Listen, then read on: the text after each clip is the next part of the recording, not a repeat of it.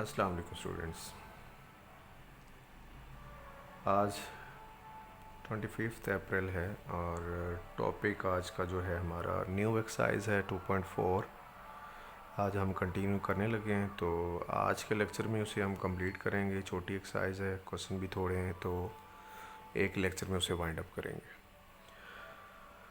तो 2.4 जो है ये मोस्टली इसमें से लॉन्ग क्वेश्चन काफ़ी दफ़ा आ चुका हुआ है, बोर्ड में अपीयर हुआ है एग्ज़ाम्स में। तो आप इसको लॉन्ग क्वेश्चंस के पॉइंट ऑफ व्यू से देखिएगा लाजमी। वैसे शॉर्ट में भी आ सकता है अगर वो देना चाहें तो, लेकिन ज़्यादा जो अपीयर हुआ है वो लॉन्ग में अपीयर हुआ है। तो 3 क्वेश्चंस हैं इसके टोटल। और क्वेश्चन स्टार्ट करने से पहले कुछ रिलेशंस हैं, इंपॉर्टेंट चीज़ें हैं जो आपने याद रखनी है ताकि आपको एक्सरसाइज करते हुए कोई मसला ना हो। अगर कहीं पे alpha square plus beta square की एक्सप्रेशन आ रही होगी तो आप उसकी जगह पे ये चीज़ पुट करेंगे, अल्फ़ा प्लस बीटा का whole square minus 2 alpha beta. ये अगर हम इस पूरी राइट साइड को अगर हम सिंप्लीफाई करते हैं तो ये इसके इक्वल ही आएगा। क्लियर? लेकिन मैं ये बता दूं कि अगर ये आएगा तो उसकी जगह ये चीज़ क्यों लिखेंगे, उसकी वजह क्या है? क्योंकि हमारे पास सम ऑफ रूट्स जो होता है, अगर लेट्स सपोज हमारे पास अल्फ़ा बीटा रूट्स है तो सम ऑफ रूट्स हम किसे बोलते हैं? Alpha plus beta. प्रोडक्ट क्या होगा? Alpha beta. तो हम ये दो एक्सप्रेशंस यूज़ करते होते हैं, अल्फ़ा बीटा और अल्फ़ा प्लस बीटा। तो इसको इस फॉर्म में कन्वर्ट करना इसलिए ज़रूरी है क्योंकि अगर हम इस फॉर्म में लिखेंगे तो sum of roots product of roots हम यूज़ नहीं कर सकेंगे। अगर इस फॉर्म में लिखते हैं तो फिर हम क्या कर सकेंगे?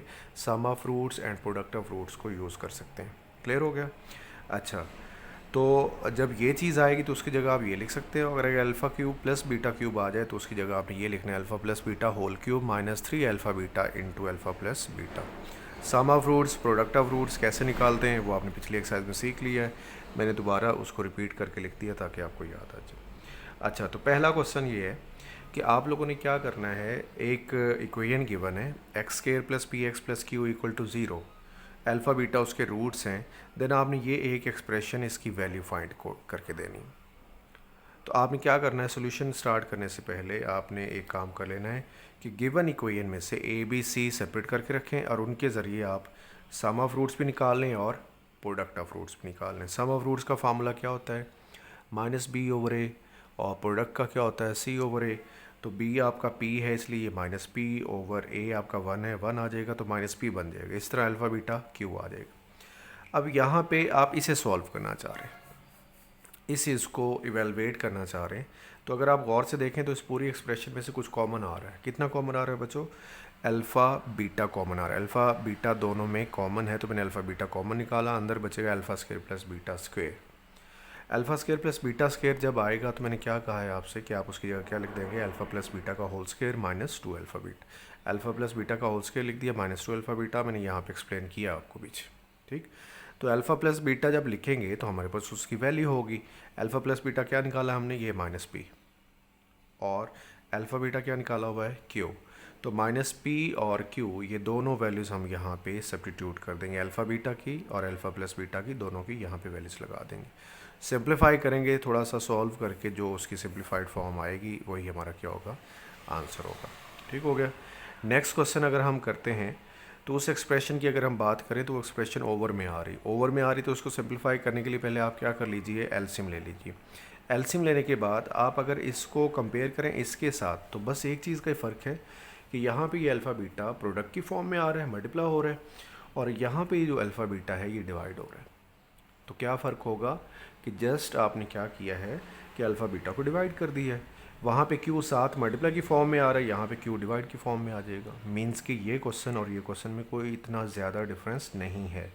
जस्ट यहाँ पे अल्फ़ा बीटा प्रोडक्ट की फॉर्म में, यहाँ पे अल्फ़ा बीटा कोशेंट की फॉर्म में, मतलब आंसर भी वही आएगा, सेम टू सेम वही आएगा। जस्ट क्यू यहाँ पे इधर है, इधर क्यू कहाँ पे आ जाएगा? ओवर में आ जाएगा। अच्छा, ये ओवर में यहाँ पे भी लिख सकते हैं आप, इधर इसके नीचे लिखना चाहें तो नीचे भी लिख सकते हैं, आपकी मर्ज़ी। क्लियर हो गया बच्चों? तो क्वेश्चन नंबर 1 के 2 पार्ट मैंने आपको एक्सप्लेन कर दिए हैं, और क्वेश्चन नंबर 2 और 3 की अगर हम बात करें तो वो भी इसी तरह ही करने हैं, मेथड उनका भी यही है। बट एक चीज़ का वहाँ पे फ़र्क आएगा कि वो ये वाली इक्वेशन को चेंज करेगा। ये वाली इक्वेशन चेंज होगी तो अंडरस्टूड जो अंदर वैल्यूज़ होंगी वो भी सारी चेंज हो जाएंगी। तो क्वेश्चन नंबर 2 के अंदर उसने क्या किया है कि वैल्यूज़ को चेंज कर दिया। जी, क्या इक्वेशन है आपके पास? Alpha beta are the roots of this equation 4x² minus 5x plus 6 equal to 0। Then find the value of this expression 1/अल्फ़ा प्लस 1/बीटा। काम वही करना आपने, सेम टू सेम उसी क्वेश्चन के अकॉर्डिंग ही चलना जो आपने क्वेश्चन 1 में कर लिए, बस ये इक्वेशन में फ़र्क आ रहा है तो उस इक्वेशन के अकॉर्डिंग चलेंगे आप। तो क्या करना आपने, ए बी सी निकाल के रखें। ए बी सी आपको पता क्या होता है? कोफिशिएंट ऑफ एक्स स्क्वायर ए होता है, कोफिशिएंट ऑफ एक्स बी होता है, और कांस्टेंट टर्म जो होती है वो सी होती है। Sum of roots alpha plus beta ये निकाल के रखा, प्रोडक्ट ऑफ रूट्स ये निकाल के रखा, ये फार्मूले लगाए मैंने, ये माइनस बी ओवर ए और ये सी ओवर ए। प्रोडक्ट सम दोनों आगे। अब जो एक्सप्रेशन आप निकालना चाह रहे हैं, वैल्यूएट करना चाह रहे हैं, उसको पहले सिंप्लीफाई कर लें। 1/अल्फ़ा प्लस 1/बीटा, इसका एलसीएम लेंगे तो ये आ जाएगा। ये अल्फ़ा बीटा डिवाइड हो रहा है, आप इसे यहाँ रहने दें तो भी चलेगा। अगर 1/अल्फ़ा बीटा करके इनटू अल्फ़ा प्लस बीटा लिख दिया जाए तो भी चलेगा। ठीक, अब यहाँ से ऑनवर्ड अल्फ़ा बीटा की वैल्यू मैंने निकाल के रखी है 3/2। ये 6/4 आई थी लेकिन मैंने कटिंग कर दी है 2 के टेबल से। 2 3 ज़ा 6 हो गया और 2 2 ज़ा 4 हो गया। 3/2 सिंप्लीफाइड फॉर्म में यूज़ करें आप, 3/2 आ जाएगा और अल्फ़ा प्लस बीटा 5/4 था वो लिख दिया। ये 3/2 का 3/2 2/3 बन जाएगा अगर हम इसे ऊपर जाके मल्टीप्लाई करें। यहाँ ये डिवाइड हो रहा है, ऊपर जाके मल्टीप्लाई होगा तो इसका रेसिप्रोकल आ जाएगा। 3/2 2/3 बन जाएगा। सिंप्लीफाई करके इसका आंसर निकालेंगे तो कितना आ जाएगा? 5/6। क्लियर हो गया बच्चों? 2 क्वेश्चन का फर्स्ट पार्ट यहाँ तक है। अब आ जाए क्वेश्चन नंबर 4, जो इसी का 2 का फोर्थ पार्ट है, उसकी बात कर लेते हैं। 2 के फोर्थ पार्ट में आपको एक्सप्रेशन गिवन है ये alpha square over beta plus beta square over alpha. तो मैंने इसका क्या कर लिया, पहले एलसीएम ले लिया। सिंप्लीफाई करना बच्चों ज़रूरी है। अगर मैं एज इट इज़ लिखता हूँ तो कोई एक कॉन्सेप्ट ही नहीं बनता कि आप कैसे वैल्यूज़ पुट करेंगे। अल्फ़ा की अल्फ़ा स्केयर की, बीटा की बीटा स्केयर की, तो वैल्यूज़ ही नहीं है आपके पास। आपके पास जो वैल्यू है वो या तो अल्फ़ा प्लस बीटा की है या फिर वो किसकी है? अल्फ़ा बीटा की। तो इसलिए आप क्या करते हैं कि अपनी गिवन एक्सप्रेशन को ऐसे सिंप्लीफाई करते हैं कि वो कन्वर्ट हो जाए किसकी फॉर्म में? अल्फ़ा प्लस बीटा की फॉर्म में, या फिर किसकी फॉर्म में? अल्फ़ा बीटा की फॉर्म में। क्लियर हो गया? तो आप लोगों ने क्या करना है, इसका एलसीएम लिया तो ये बन गया, ऊपर आ गया alpha cube plus beta cube. मैंने आपको पहले एक्सप्लेन कर दिया था एक्सरसाइज स्टार्ट करने से पहले कि जब भी alpha cube plus beta cube आएगा तो उसकी जगह आपने क्या लिख लेना है? अल्फ़ा प्लस बीटा का whole cube -3 alpha beta into alpha plus beta. ये क्यों लिखते हैं? अगर हम इसे ओपन करें, सिंप्लीफाई करें तो ये यही चीज़ के इक्वल आएगा। तो हम इसको ऐसे लिख सकते हैं।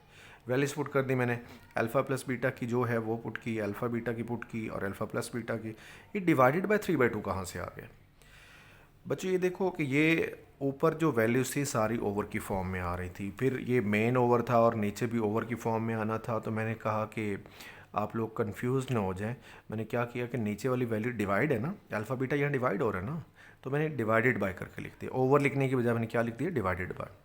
तो डिवाइडेड बाय 3/2, यानी कि ये अल्फ़ा बीटा की वैल्यू मैंने यहाँ पे लगा दी और डिवाइडेड बाय की फॉर्म में लगा दी। अंदर इनको सिंप्लीफाई करें, ये तीनों ऊपर वाले मल्टीप्लाई कर लेंगे, नीचे वाला भी मल्टीप्लाई हो जाएगा, इसका क्यूब ओपन करेंगे और बाद में इन दोनों नंबर्स का एलसीएम लेंगे तो ये बनेगा -235 और 64। एलसीएम लेना अब आप 10th क्लास में, तो मेरे ख्याल में इस तरह की चीज़ें मुझे एक्सप्लेन नहीं करनी चाहिए। तो एलसीएम लेके बन गया -235 और 64। ये डिवाइडेड बाय को आप लोगों को पता ही होगा कि मल्टीप्लाई में चेंज करें तो इस फ्रैक्शन को हम फ्लिप कर देते हैं, उसका रेसिप्रोकल ले लेंगे। 3/2 2/3 बन जाएगा। सिंप्लीफाई करके आपके पास ये आपका आंसर आ जाएगा। क्लियर हो गया? नेक्स्ट जो क्वेश्चन है वो भी ऐसा ही है, बस एक ही चीज़ का फ़र्क जो मैंने पहले भी बता दिया कि जो मेन इक्वेशन होती है वो चेंज कर देता है। अगर मेन इक्वेशन चेंज करेगा तो मेथड वही रहेगा, सिर्फ जस्ट अंदर क्या हो जाएगा? वैल्यूज़ चेंज हो जाएंगी। तो इसका भी आपने क्या करना है? ए बी सी निकाल के रखें, सम ऑफ रूट्स निकाल लें, प्रोडक्ट ऑफ रूट्स निकाल लें। ठीक, सम ऑफ रूट्स इस क्वेश्चन का क्या बना? -m/l, -b/a होता है ना फार्मूला, तो -b/a करें तो m/, क्या आ जाएगा? l, और c/a अगर हम करते हैं तो n/l आ जाएगा। अब जो चीज़ आपने फाइंड आउट करनी है, एक्सप्रेशन जिसकी आप वैल्यू फाइंड करना चाह रहे हैं, उसको आप यहाँ पे लिख लीजिए।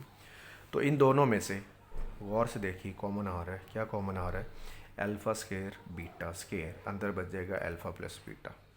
ठीक, यहाँ से अगर हम alpha square beta square common करते हैं तो यहाँ से अल्फ़ा बचेगा, यहाँ से बीटा बचेगा, तो इसलिए मैंने अंदर क्या लिख दिया? Alpha plus beta.